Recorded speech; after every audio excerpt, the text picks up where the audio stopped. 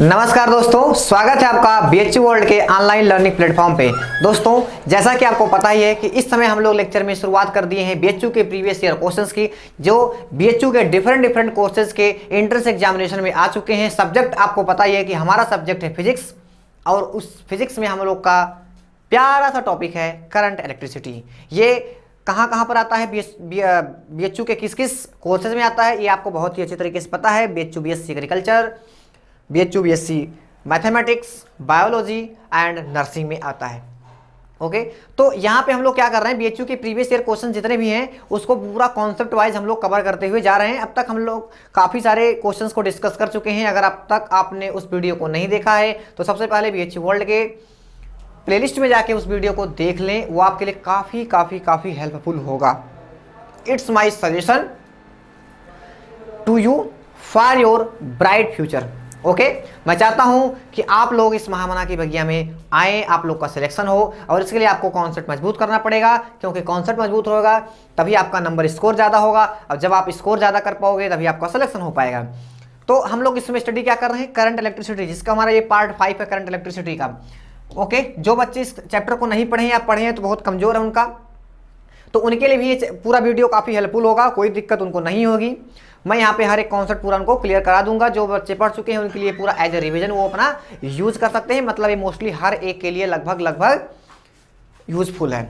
हम लोग का रूटीन आपको पता ही है कि सबसे पहले हम लोग डिस्कस करते हैं बीएचयू के प्रीवियस ईयर क्वेश्चंस, और उसके बाद जेईई मेंस के क्वेश्चंस। उसका रीजन आपको पता ही होगा कि अगर आप कंटिन्यूटी बना के देख रहे होंगे तो एक बार पुनः मैं आपका वेलकम करते हुए स्टार्ट करते हैं आज का लेक्चर। देखते हैं हमारा फर्स्ट क्वेश्चन क्या है। हमारा आज का ये रहा आपके स्क्रीन के सामने 4 नंबर का क्वेश्चन।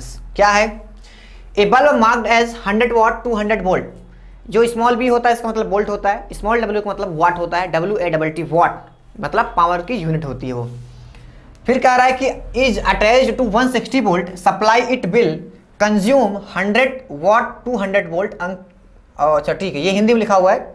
ओके, तो हिंदी वाले इसको अपना पढ़ लेंगे। तो मतलब हम फील दिला रहे हैं, क्वेश्चन क्या कर रहा है, हमारा एक बल्ब है जिसकी रेटिंग क्या है उस पर लिखा हुआ है। आपने से कोई आप इक्विपमेंट लेकर आओ, खरीद कर आया कोई बैटरी, तो उस पर लिखा रहता ना इतना वाट, इतना वोल्ट, इतना एम्पियर। कहीं कहीं वाट नहीं लिखा होता, केवल उसका पोटेंशियल डिफरेंस दिया होता है और आपको आई दिया होता है। तो आपको अगर आप फिजिक्स पढ़ रहे होंगे तो आप फार्मूला लगाएंगे और आप बता देंगे कि भैया ऐसी बात है, जो आप इक्विपमेंट हमको दिखा रहे हो इसकी जो कैपेसिटी है, इल्यूमिनेशन पावर है। इल्यूमिनेशन पावर क्या होता है, वो भी पावर ही होता है। इससे रिलेटेड मैंने क्वेश्चंस आपको प्रीवियस वीडियो में कराया हूं। तो ये कह रहा है कि अगर ऐसा कुछ लिखा हुआ है किसी एक बल्ब पर, और उसको बाद हम लोग क्या करते हैं, उस बल्ब को उठाकर 160 वोल्ट 160 वोल्ट के विभवांतर से पोटेंशियल से जोड़ देते हैं। आप बताओ ये कितना कंज्यूम करेगा पावर। चलिए देखते हैं। अच्छा एक बात बताओ, आपको सबसे पहले यहां से कुछ निकालते हैं। हमको दिया है पी दिया है हमको 100 वाट, पी हमको क्या दिया है 100 वाट, और वी हमको दिया है 200 वोल्ट। अच्छा, P और B हमको दिया है, इससे आप क्या निकाल सकते हो, आप कोर्स I निकाल सकते हो।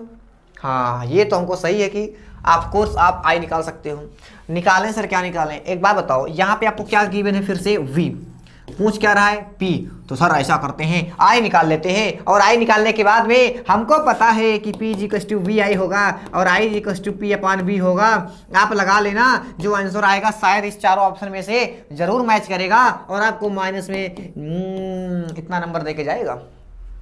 मत लगाना ये formula. Why will we not use this formula for this particular question? क्यों यूज नहीं करेंगे, यूज इसलिए नहीं करेंगे कि हम लोग उस टर्म्स को खोजते हैं कि जो दोनों के लिए सेम हो, जो बदले ना। अरे यार, हो सकता है कि वहां पे हम लोग जो लगा रहे थे कुछ अलग इलेक्ट्रिसिटी फ्लो हो रही थी, उसमें अलग इलेक्ट्रिक करंट आ रहा था, और जब हमने उसके जोड़ दिया तो उसमें ज्यादा आ रहा, तो आई तो बदल गया। तो फिर काहे को उठाओगे आप, आई छोड़ दोगे। तो आपने सोचा कि अच्छा रेजिस्टेंस चाचा ऐसे हैं जो कभी बदलते नहीं हैं, हमेशा एक ही चाल से चलते रहते हैं, प्रतिरोध निकालो भैया। तो इसके लिए आपको क्या करना पड़ेगा, आप निकालोगे P=B²/R, या आप लिखोगे R=B²/P, और B² आपको मिलेगा यहाँ से कहाँ गया, ये देखो 200 इंटू में 200 और अपॉन में 100 कट्टी कुट्टा, और हमको मिला 400 ओम। क्या आपको बात समझ में आएगी, 400 ओम। ये कभी बदलेगा नहीं, रेजिस्टेंस विल नेवर चेंज। ये कभी नहीं चेंज होगा। अब उठा के यहाँ से जोड़ दो। अब मान लेते हैं हमारे को ये दिया था P1 और ये दिया था B1। अब हमको पूछ रहा है P2 कितना होगा, तो P2 उतना होगा B2 का स्क्वायर अपॉन में R। R1 R2 क्या भैया, R1 भी सेम है, R2 भी वही है। तो B2 हमको क्या दे रखा है 160 इंटू में 160 और यहाँ पे हमने दे दिया 400। ऐसे कट गया, ऐसे कट गया, ऐसे कट गया और आंसर आ गया 64 वाट। कहीं ऑप्शन में है? अरे वाह वाह, तीसरा ऑप्शन हमको मिल गया 64 वाट। क्या आपको हमारी बात समझ में आई? तो ऐसे क्वेश्चंस में सबसे पहले सर क्या करें, ऐसे क्वेश्चन में सबसे पहले उस टर्म्स को ढूंढने की कोशिश करें जो दोनों के लिए कांस्टेंट हो, जो कभी बदले ना। इतनी बात समझ में आ गई ना, मजा आ गया, फील आ गया। चलो ये सब बातें मैं आपको ऐसे भी ऑलमोस्ट बता चुका हूँ कि कांस्टेंट ही हमेशा ढूंढा जाता है। ओके, चलते हैं अपना हम लोग नेक्स्ट क्वेश्चन पे, देखते हैं हमारा नेक्स्ट क्वेश्चन क्या है। The shunt resistance of an ideal ammeter should be. Ammeter क्या होता है, एमीटर कैसे बनता है, गैल्वेनोमीटर क्या होता है, गैल्वेनोमीटर से वोल्टमीटर में कैसे चेंज करते हैं, ये सब मैं आपको प्रीवियस वीडियो में बता चुका हूं। यहाँ पे मैं केवल एक ओवरव्यू लूंगा इसका। शंट क्या होता है मैंने आपको बताया था, यहाँ पे बताता हूँ। जैसे हमारे पास एक गैल्वेनोमीटर होता है। गैल्वेनोमीटर क्या होता है, गैल्वेनोमीटर नापता है, क्या नापता है, अरे भैया आई भी माप लेता है, वी भी माप लेता है, लेकिन एक्यूरेसी नहीं होती है ना, एक्यूरेसी नहीं, बनाना पड़ता है उसको एक्यूरेट। तो कैसे करोगे? आपको एक चीज पता होगी, आप टेंथ से रटते हो, आई के लिए अमीटर और वी के लिए वोल्टमीटर लगाते हैं। वो क्या होता है, कैसे बनता है अमीटर और वोल्टमीटर? एक्चुअली वो गैल्वेनोमीटर ही होता है। गैल्वेनोमीटर को हम लोग क्या करते हैं, अमीटर में चेंज कर देते हैं और फिर गैल्वेनोमीटर को करते हैं वोल्टमीटर में चेंज करते हैं। इसके लिए करना क्या पड़ता है सर? देखो गैल्वेनोमीटर जब हमको ये, मैं खासकर इसी की बात कर रहा हूँ, अमीटर के लिए क्या करते हैं, मीटर बनाने के लिए हम लोग लेते हैं कैपिटल जी, ये गैल्वेनोमीटर है यार, लेते क्या, वो तो है ही। उसके बाद इसके पैरेलल में, इसके समानांतर क्रम में एक रेजिस्टेंस लगाते हैं, एक प्यारा सा रेजिस्टेंस जिसका नामकरण किया गया और इसको नाम दिया गया शंट। ये एक ऐसा नाम है, ये इस रेजिस्टेंस का नाम है भैया शंट। स्पेशल नेमिंग है इसका, याद रखना कि जब भी हम लोगों को अमीटर में चेंज करना होता है फ्रॉम गैल्वेनोमीटर टू अमीटर में। अब ये पूरा सिस्टम अमीटर बन चुका है, ये नाप लेगा करंट आई को। अच्छा सर, तो इसी के बारे में पूछ रहा है क्या? हाँ, इसी के बारे में पूछ रहा है कि ये बताओ शंट रेजिस्टेंस कितना होगा आइडियल अमीटर का। आइडियल, संसार में कोई भी चीज आइडियल नहीं है, आइडियल मानी जाती है बट होती नहीं है, ये बात आपको पता है फिजिक्स में। अब देखो यहाँ पे क्या हो रहा है, मैंने कहा कि बेटा तुम्हारा काम ये है कि तुमको करंट नापना है। तो इसने कहा ठीक है सर, हम तो करंट नाप देंगे क्योंकि हम तो अमीटर बन चुके हैं अब तो। अच्छा, अगर हमने कहा कि तुम करंट नाप सकते हो तो ये बताओ, अगर हमने किसी को अपनी कंपनी का सीए बनाया, मेरे मान लेते हैं, लेट अस सपोज एज्यूम कि हमारे पास एक बहुत बड़ी कंपनी है, मैंने उसमें किसी एक आदमी जिसका नाम ए है, मैंने उसको कहा कि आज से तुम हमारे कंपनी के सीईओ हो। जैसे आपने देखा होगा सीईओ होते हैं तो सीए, ओके, चार्टर्ड अकाउंटेंट। तो हमने कहा आज से तुम सीए हो। अच्छा, तो उसने कहा ठीक है सर, हम अपनी पूरी जिम्मेदारी से, सीए का पोस्ट है, हम आपको पूरी जिम्मेदारी से शपथ लेते हैं कि ईमानदारी से काम करेंगे। ठीक है, बेईमानी के काम को भी ईमानदारी से करेंगे। अब इसने क्या करा, मान लो पूरे 500 रुपए, कंपनी बहुत छोटी है, 500 रुपए का फायदा हुआ एक महीने में उस कंपनी को, बहुत छोटा नमकीन की कंपनी है मान लेते हैं।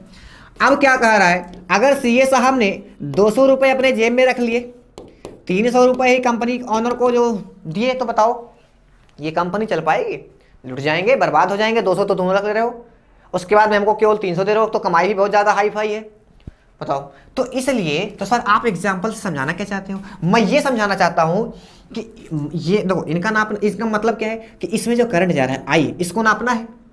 इसका मतलब इनके पास कोई भी करंट नहीं आनी चाहिए, नहीं तो अगर ये खुद ही खा लेगा तो नापेगा क्या? हमने यहां से दिया हमने यहां से क्या करा कि हमने दिया 12 एम्पियर का। हमने कहा अभी देखते हैं, ऑनर को पता चल गया है कि कुछ घाल मेल कर रहा है। ऑनर ने कहा अब मुझे पता है, इसने 12 एम्पियर भेज दिया, देखता हूं क्या ये रीडिंग देता है। अब मैं रीडिंग पकड़ता हूं, ये रीडिंग कितना देता है। आफ्टर सम टाइम ही सा व्हाट, कि भैया यहां से तो इसने नाप लिया 10 एम्पियर का, 2 एम्पियर कहां गया? अब इसने बताया है बेटा, अब तुम्हारे 2 एम्पियर, इसका मतलब तुम रख रहे थे अपने जेब में क्या? इसने प्रतिबंधित कर दिया, रिस्ट्रिक्शन लगा दिया कि तुम्हारे पास एक भी रुपए नहीं जाएगा, तुम्हारे पास एक भी रुपए नहीं। मतलब यहां पे हमारा करंट आई 0 होना चाहिए। आई हमारा जो करंट है वो हमारा 0 होना चाहिए। और इस आई करंट को जीरो होने के लिए आई मतलब आई हमारा कब जीरो होगा, सोचो आई हमारा जीरो कब होगा, इसमें अब देखो मतलब इसमें कोई करंट नहीं आएगा, इसमें ही करंट फ्लो होगा, इसलिए पूरा एक्यूरेसी के साथ नापेगा। देखो वो देखो पूरा 500 रुपए जा रहा है, सीए साहब करेंगे तो ये भी कहेगा पूरा आई करंट फ्लो हो रहा है उसमें। ओके, तो इसका जो होता है आंसर तो होगा जीरो। अरे भाई साहब अगर इसका रेजिस्टेंस जीरो है, अगर इसका रेजिस्टेंस जीरो है तो सोचो V is equal to I R, zero हो गया। अरे B is equal to I R, V is equal to zero into V is equal to I R, V is equal to I into zero. और B अगर zero हो गया, अगर किसी equipment में पोटेंशियल ही जीरो है तो क्या उसमें करंट जाएगा? नहीं। अगर किसी कंपनी का ऑनर इतना मजबूत है कि वो आपके सीए के जितने भी चाल हैं वो समझ सकता है, तो क्या वो कंपनी कभी डूबेगी? कभी नहीं। अब इसने कहा तुम्हारे पास कोई भी देखो मेरा कहने का पूरा मोटर ये था, रटा दिया था कि जीरो ही होता है। एक आदर्श एमीटर का, एक आइडियल एमीटर का जो रेजिस्टेंस होता है वो जीरो होता है। अब मैं आपको बता रहा हूँ क्यों जीरो होता है। इसीलिए जीरो होता है कि इसमें जब कोई करंट नहीं जाएगा पूरी एक्यूरेसी के साथ दिखाएगा। जब ऑनर इसका टाइट रखेगा इसको तो कहेगा हमारे कंपनी को जनवरी के मंथ में 500 रुपए की कमाई हुई, 500 रुपए का लाभ हुआ पूरा पूरा, उसमें से एक भी रुपया बिना चुराए हुए। बट ऐसा पॉसिबल नहीं है, ऐसा पॉसिबल नहीं है। मान लेते हैं कि हाँ है, ऐसी बात मैं नहीं कर रहा हूँ कि क्वेश्चन में 5वां ऑप्शन बना लेना इट इज नॉट पॉसिबल, लगाओगे जीरो। बट ऐसा एग्जिस्ट अभी तक संसार में कोई एमीटर किया नहीं है। ऐसा कोई सीए नहीं भाई, अब एकदम ईमानदारी से काम करे। तो हम लोग देखते हैं कि वो जमाना कब आएगा जब हमको एक आइडियल मिल जाएगा, क्योंकि होता है कुछ ना कुछ करंट चला जाता है, कुछ ना कुछ तो करंट भाई जाएगा ही। भाई इसमें रेजिस्टेंस है, रेजिस्टेंस है अगर इसमें तो कुछ ना कुछ तो ले लेगा ये। खैर तो ये हमारा आंसर रहा जीरो। आई होप कि आपको समझ में आया होगा। अब हम लोग चलते हैं नेक्स्ट क्वेश्चन पे। नेक्स्ट क्वेश्चन कह रहा है हमारे पास 40 वाट और 60 वाट के दो बल्ब हैं। हमारे पास 40 वाट और 60 वाट के दो बल्ब हैं जो जुड़े हुए हैं 220 वोल्ट पे। किस पे जुड़े हुए हैं? 220 वोल्ट पर। और किस पे जुड़े हुए हैं? सीरीज में, और 220 वोल्ट पे है। मतलब हुआ क्या कि मैंने 60 वाट और 40 वाट के दो बल्ब को लिया, उनको चिपका दिया सीरीज में, और सीरीज में चिपकाने के बाद में जब वो पूरा एक रेजिस्टेंस टाइप का बना तो मैंने उसको एक बैटरी से जोड़ दिया जिसका पोटेंशियल डिफरेंस भी 220 वोल्ट है। क्या है? 220 वोल्ट है। तो क्या कह रहा है? लो हिंदी वाले में लिखा ही नहीं क्या निकालना है, बहुत अच्छी बात है। Supply the combination has rating, मतलब रेटिंग मतलब अब कितना होगा, उस पर वाट कितना होगा, कितना पावर अब वो कंज्यूम करेगा, खर्च करेगा। तो आप देखो सबसे पहले हम लोग क्या निकालेंगे? R1 का मतलब P1 का square upon sorry R1 is equal to B का स्क्वायर अपॉन में P1। चूंकि B1 B2 यहाँ पे इक्वल है, होता क्या है कभी कभी इक्वल नहीं देता है, तो B हमारा क्या है यहाँ पे 220 इंटू 220, और अपान में हमको P1 कितना दे रखा है? 40। कितना दे रखा है? 40। तो यहाँ से हमने इसको उड़ा दिया और यहाँ से हमको मिला 55। मल्टीप्लाई ज़बरदस्त है, तो यहाँ से हमको देखना पड़ेगा कि कितना होगा। 1210। तो यहाँ से हमको मिला 1210, 1210 ओम का रेजिस्टेंस R1 मिल गया हमको। कितना मिल गया? ये हमको R1 मिल गया। R2 जरा फाइंड करो दोस्तों, तो R2 मिलेगा आपको V का स्क्वायर अपॉन, अरे B2 मान लो बट सेम है B1 B2, और यहाँ से हमको मिला P2। यहाँ से हमने लिखा 220 इंटू 220, और यह वाला हमारा कितना था? 60 वाट का था। तो यहाँ से हमने कट्टी कुट्टा खेला। यहाँ से हमको मिला कितना? 1 0, और यहाँ से हमने लिखा 3। क्या लिख दिया हमने? 3 लिख लिया। हमने क्या कर दिया? 3 लिख दिया, और हमको मिला यहाँ से 110 इंटू में 2 और यहाँ से हमने लिखा 3। हमने क्या लिख दिया? हमने 3 लिख दिया। अच्छा अब एक काम करते हैं हम लोग, एक काम करते हैं 22 को 1 मिनट के लिए सपोज कर लेते हैं 21 है।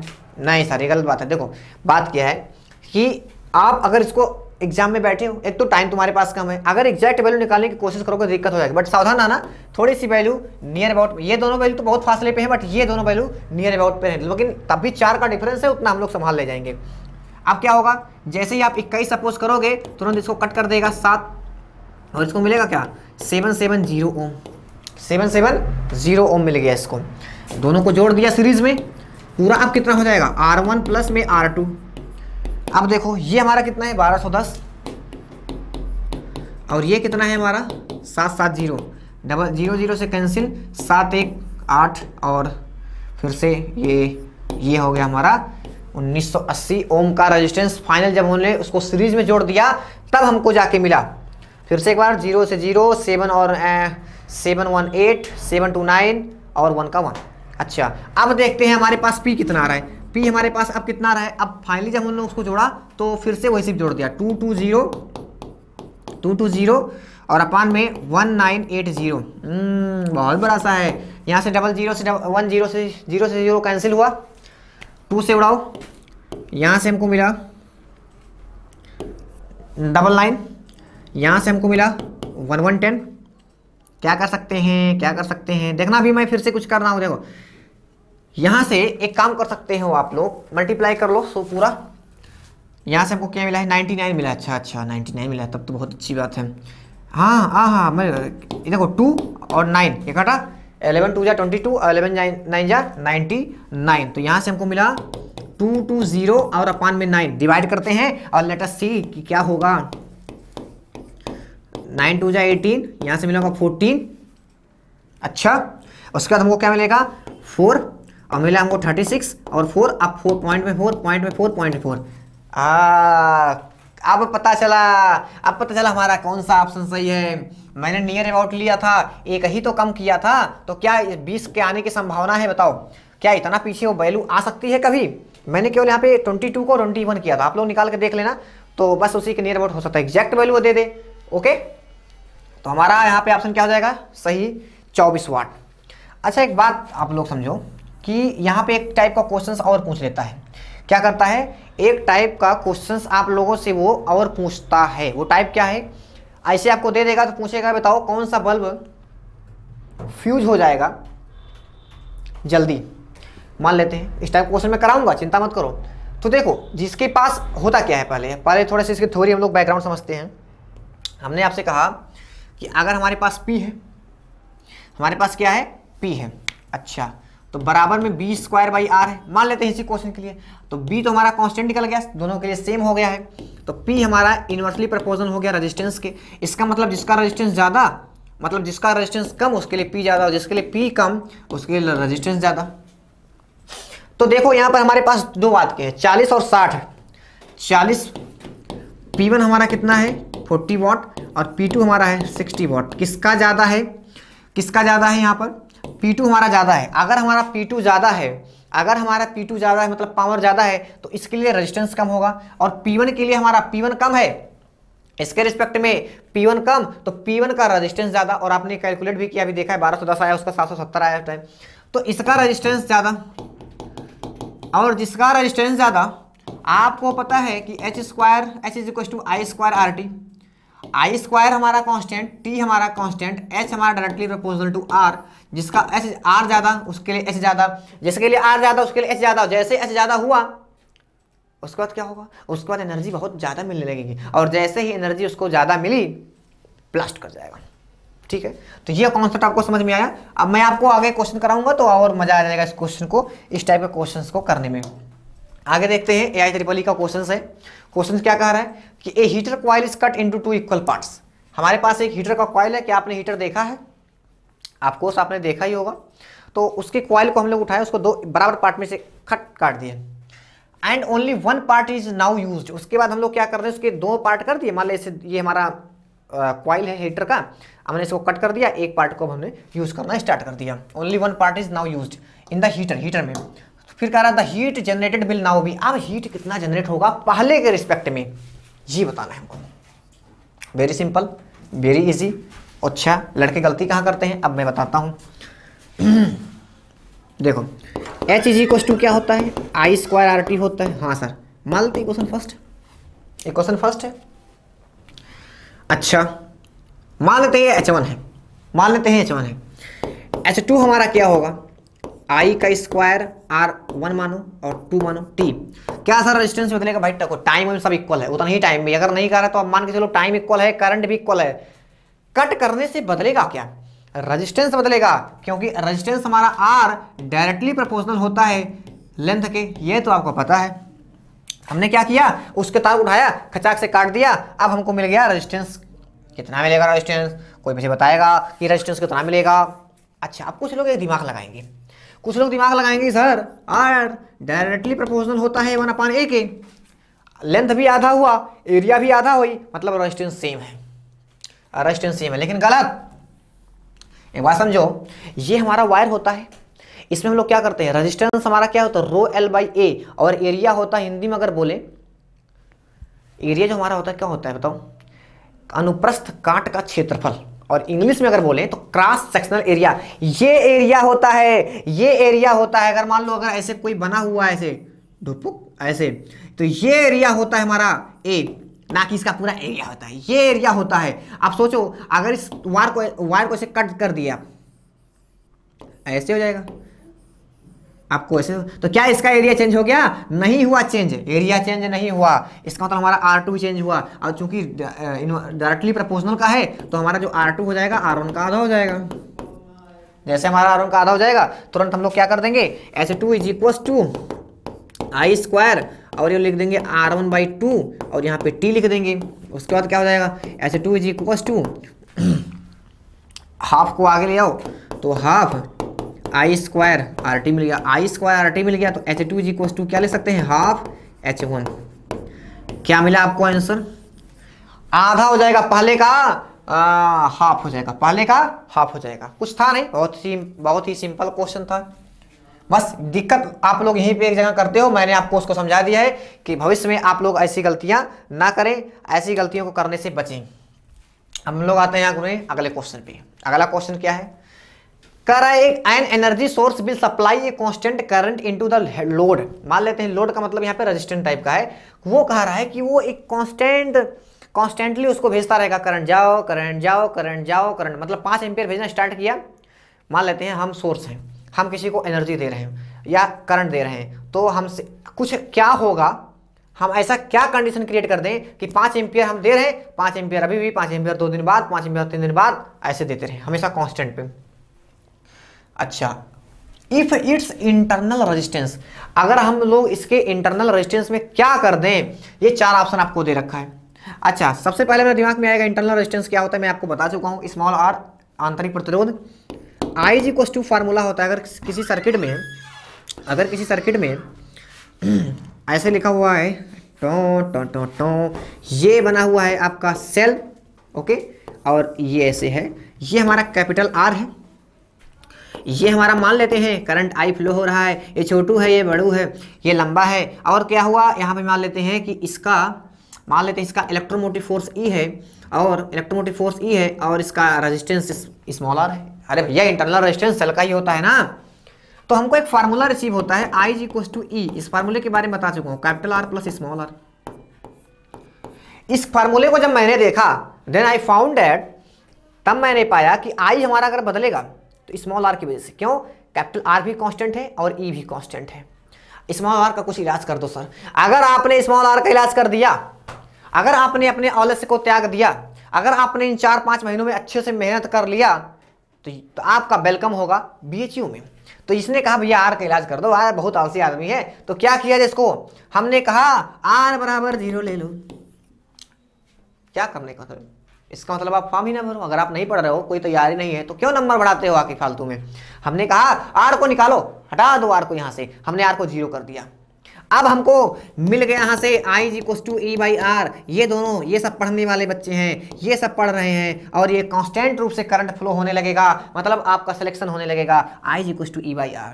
इसलिए कहता है कि अच्छे की संगति करिए, कंसिस्टेंसी आपकी बहुत अच्छी होनी चाहिए, कभी भी गलत लड़कों का साथ नहीं पकड़ना चाहिए, नहीं तो आप भी बेकार हो जाएंगे। क्यों, क्योंकि अगर मान लो ढेर सारे सेब हैं, आपने कहानी सुनी होंगी बचपन में नैतिक शिक्षा मोरल में, तो क्या हुआ कि एक सारा सेब सबको बेकार कर देता है। तो उसी प्रकार से इसका है, हमने R को हटाया, अब एकदम मस्त फ्लो हो रहा है।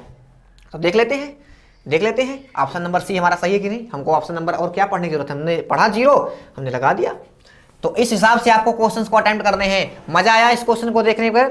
चलिए अब हम लोग आगे चलते हैं। अगला क्वेश्चन हमारा अगला क्वेश्चन क्या है, देखते हैं। हमारा अगला क्वेश्चन कह रहा है the Kirchhoff's first law, sigma I अगर 0 हो जाए, मतलब सॉरी छोड़ो अभी बताता हूं। Kirchhoff's first law and second law where the symbols have their usual meaning are respectively based on, ये कह रहा है कि जो किरचॉफ का पहला नियम है, आपने पढ़ा होगा करंट इलेक्ट्रिसिटी में किरचॉफ के दो नियम होते हैं, पहला नियम दूसरा नियम। पहले नियम को क्या बोलते हैं? किरचॉफ्स करंट लॉ, किरचॉफ का धारा का नियम, और दूसरे को बोलते हैं किरचॉफ का विभवांतर का नियम, किरचॉफ्स KVL वोल्टेज लॉ।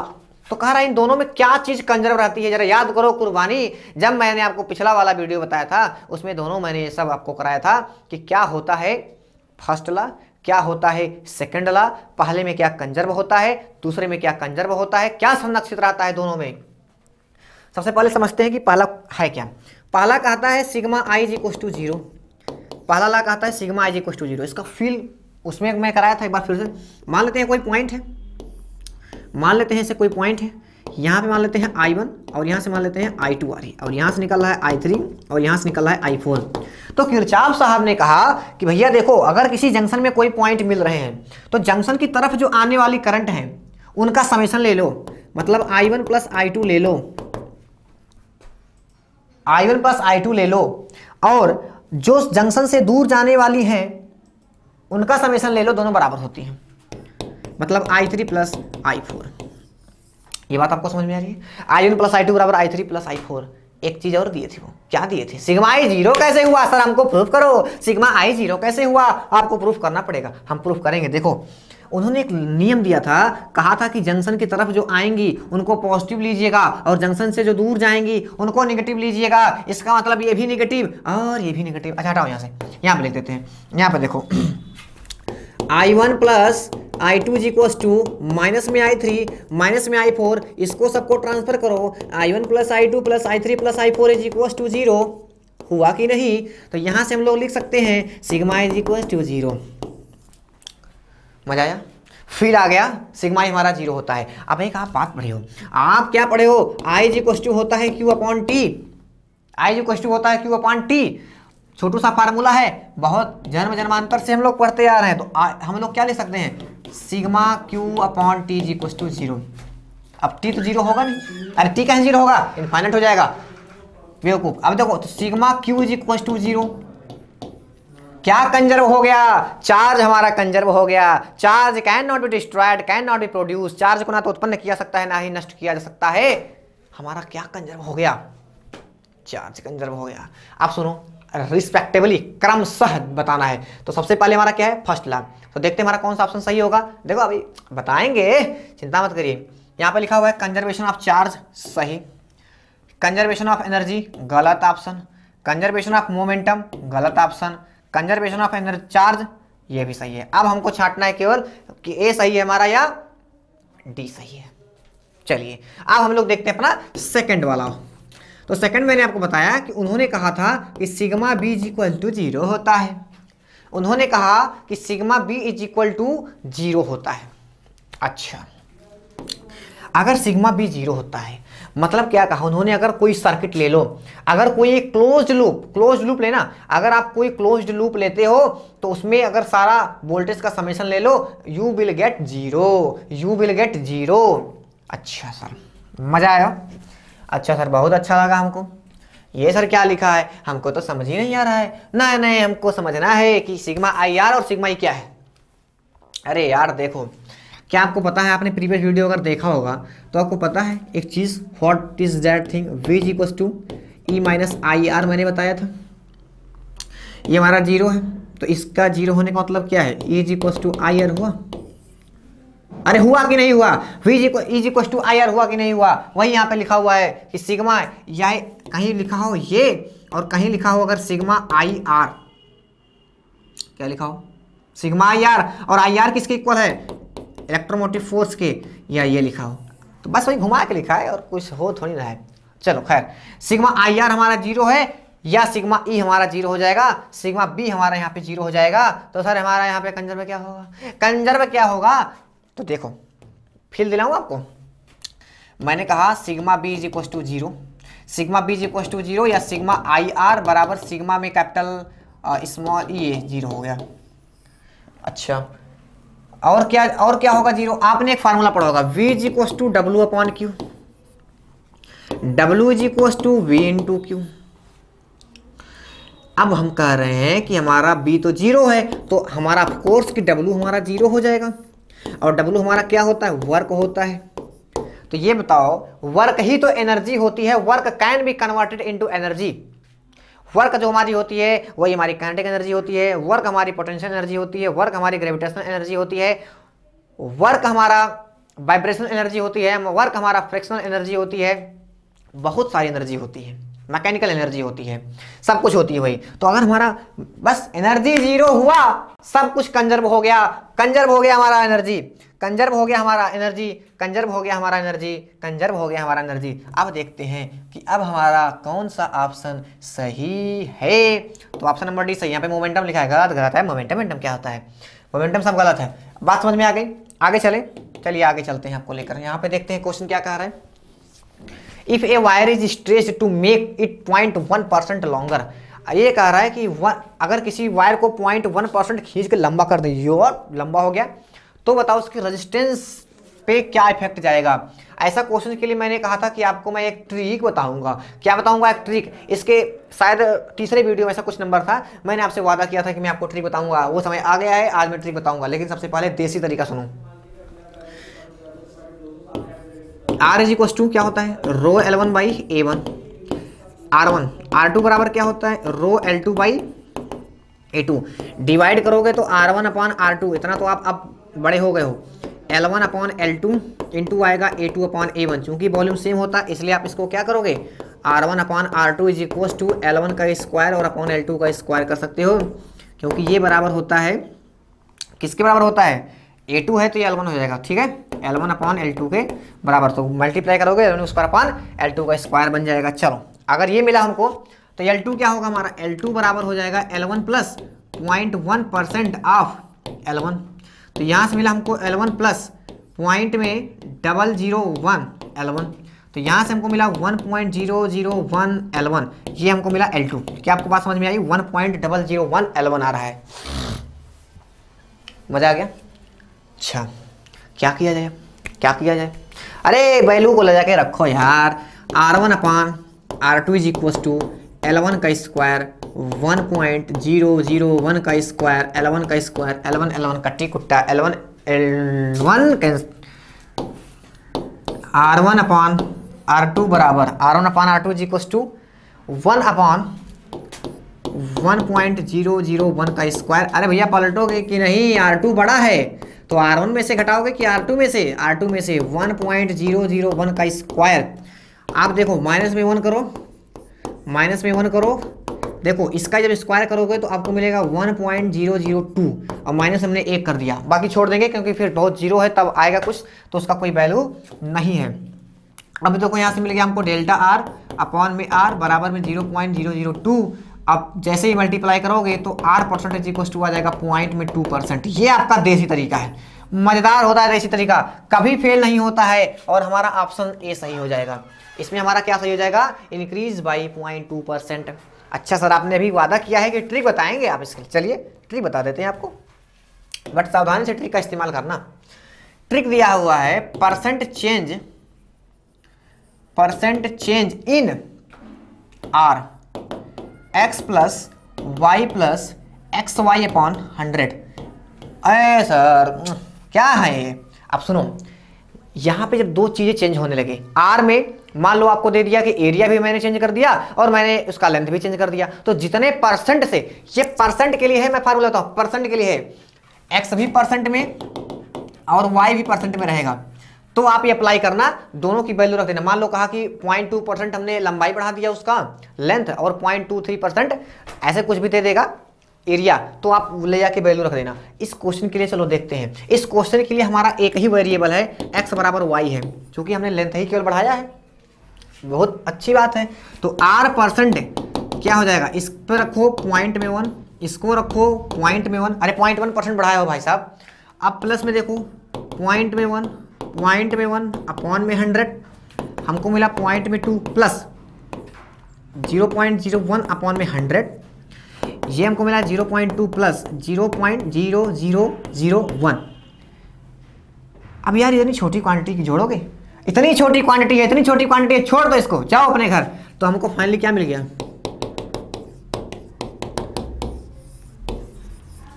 देखो ये फार्मूला ऐसा करना कि अपने जितने भी सारे अपने आपके बुक में जितने भी ऐसे क्वेश्चन दिए हो 4% बढ़ा दिया गया, 3% बढ़ा दिया गया, ऐसे बढ़ा दिया गया, उसके लिए आप ऐसा फार्मूला यूज करके देखना, अप्लाई करना, देखना आपका आंसर मैच हो रहा है या नहीं मैच होगा। क्यों नहीं मैच होगा, ऐसा तो है नहीं ट्रिक गलत है, बट देसी तरीका वाला हमेशा सही होता है, कोई दिक्कत नहीं होता है। ठीक है, आगे चले।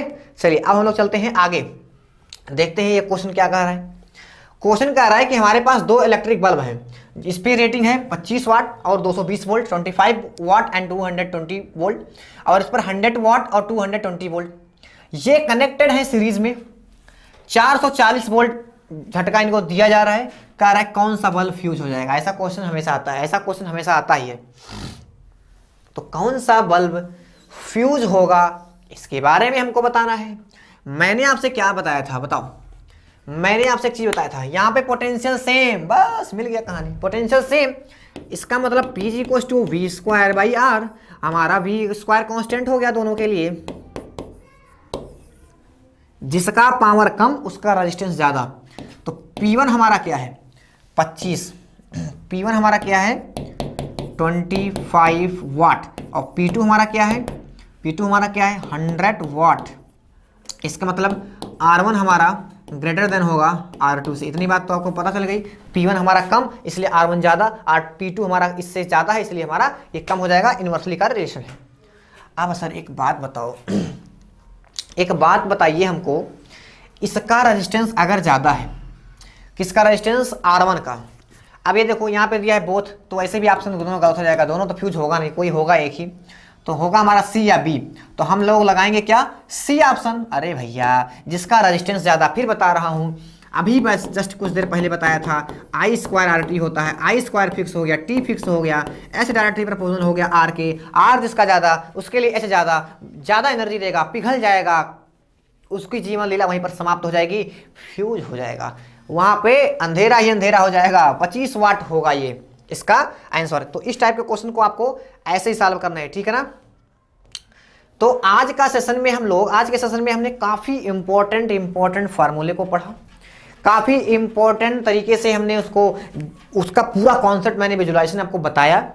मैंने यहाँ पे ऐसा कोई भी चीज़ नहीं है जो मैंने आपको डायरेक्टली रटाने की कोशिश की हो, हर एक चीज़ विद कॉन्सेप्ट देने का मैंने प्रयास किया है। इसीलिए मैं आपसे कह रहा हूँ कि आप हमें अपने कमेंट के माध्यम से बताइए कि आपको ये वीडियो कैसा लगा, आपको समझ में आया, आपके लिए कितना यूजफुल है, ये हमें अपने प्यारे से कमेंट के माध्यम से बताइएगा। और हम लोग मिलेंगे अब एक नए वीडियो में, नए कॉन्सेप्ट के साथ, नए फार्मूलों के साथ, नए ट्रिक के साथ। बहुत बहुत धन्यवाद, थैंक यू।